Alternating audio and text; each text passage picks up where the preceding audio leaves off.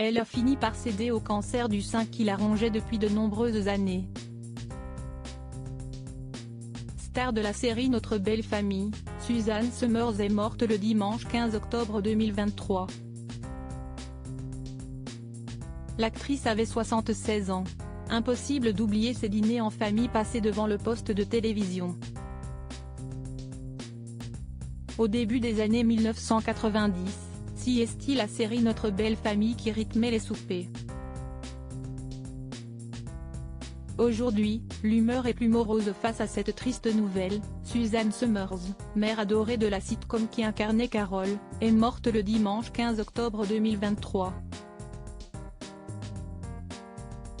La comédienne de 76 ans a perdu son combat contre le cancer du sein qu'on lui avait diagnostiqué il y a 23 ans.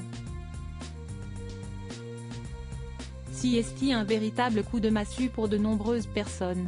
Suzanne était entourée de son mari Alan, de son fils Bruce, et de sa famille proche, expliquait-on dans un communiqué relayé par People.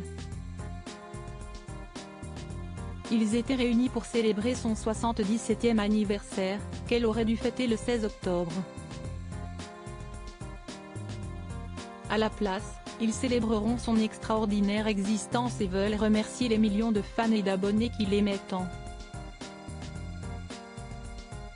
Suzanne Somers avait aimé son époux, Alan Hamel, pendant 55 ans. Elle avait eu, auparavant, un fils Bruce Jr. Né de sa relation avec Bruce Somers dans les années 1960.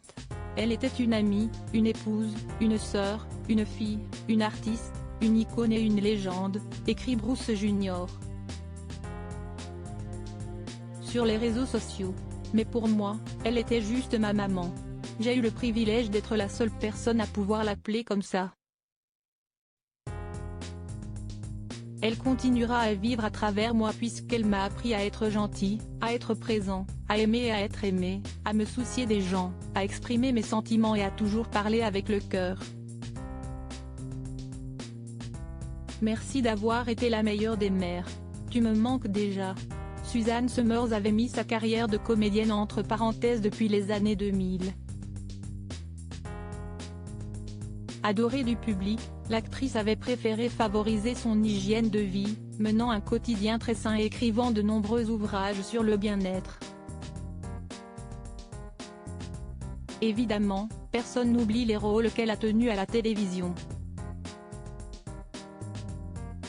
Surtout pas Patrick Duffy, qui a été son époux fictif pendant plusieurs années dans Notre belle famille et qui était resté très proche d'elle. Il s'était d'ailleurs vu quelques jours avant sa mort. Comme tous les gens qui la connaissaient, j'ai été assommé par cette nouvelle, admet-il. Pendant un court moment, j'ai refusé d'y croire. Ses appels, ses emails, ses visites, les repas et les rires me manqueront. Je ne suis certainement pas seul à rêver d'un dernier face-à-face avec elle.